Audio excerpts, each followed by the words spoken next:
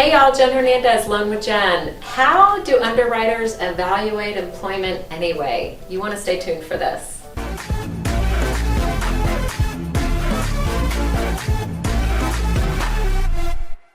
Okay, we're back.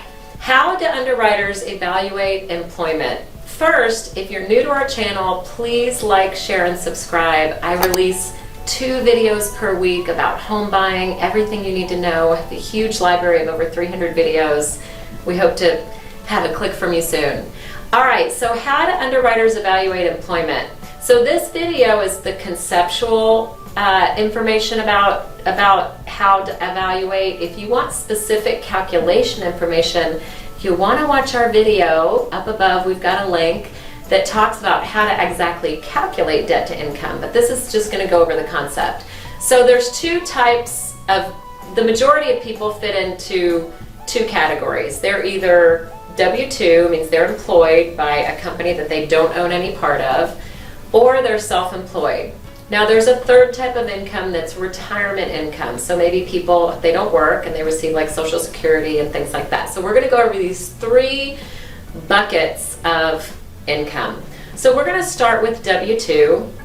That's what the majority, a lot of our clients fall into that category. So the first thing is we need to make sure that you have a 2-year history of employment. Now it doesn't necessarily have to be with the same employer, and there are some exceptions.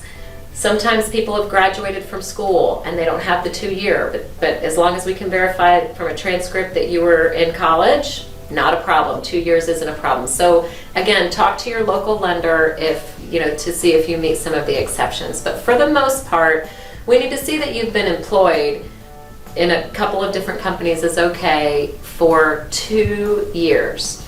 Now, in addition to the 2-year history, we look at your per hour. So we are going to take your per hour or salaried income now. Doesn't matter what it was in the past. We won't average it. We're going to take your actual as is right now. So that can be a little bit tricky sometimes, because sometimes people take a pause, or they have a maternity leave, or they have a leave of absence. So that's where, when we calculate, we look very heavily at the year to date to make sure that you're trending to make this year with what you made last year. And if not, we just look for an explanation, and we hopefully can figure it out. But we look at those types of things. The other thing that I'll mention, because of COVID, we have seen things decline where people might take half the salary, or they might work reduced hours. So be sure to talk to your local lender as soon as possible. That's why y'all have to pre-approve as soon as possible to make sure, whatever applies to you is checked out exactly very, very quickly. Now, the other part of W-2 that I'll mention is that there's some people that earn a lot of bonus or commission income. So bonus and commission income does have to have a 2-year history as well, with the same employer in most cases. Sometimes there's exceptions, again, sometimes, but 2 years with that same employer for the commission and or bonus, and it's averaged.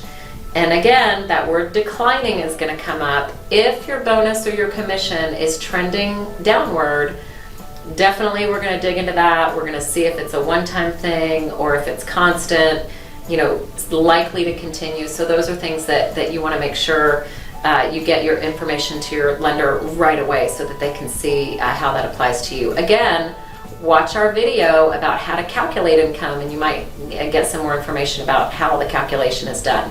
All right, on to the second bucket of employment, self-employed. So 2 years history again, you're going to hear that number again, 2 years. We look for 2-year history from a filed tax return. So you might claim income on your personal tax return on a Schedule C, you might have a corporation, you might have a partnership, doesn't matter. We're going to get the 2 years returns and calculate income that way. Now, if it's a conventional loan and you've been in business for more than 5 years with the same entity, we might be able to just use 1-year tax returns. So talk to your local lender about that as well.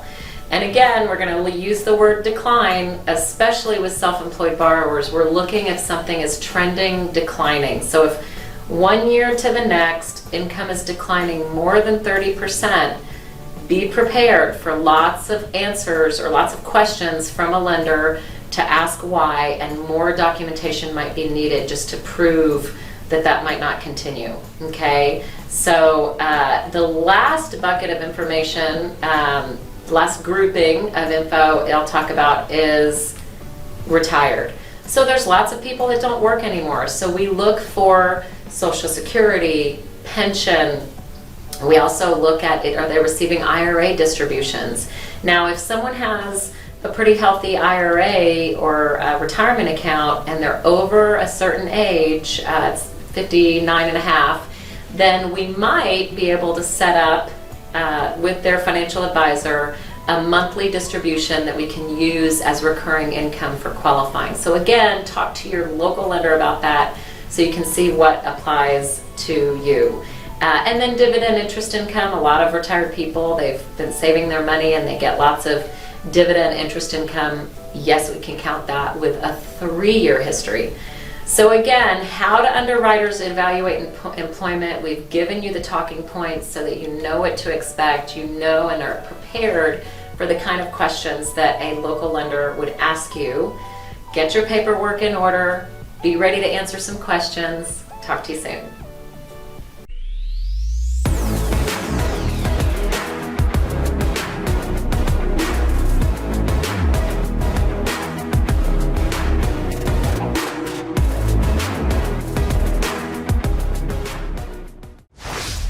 Legacy Mutual Mortgage is an equal housing opportunity lender.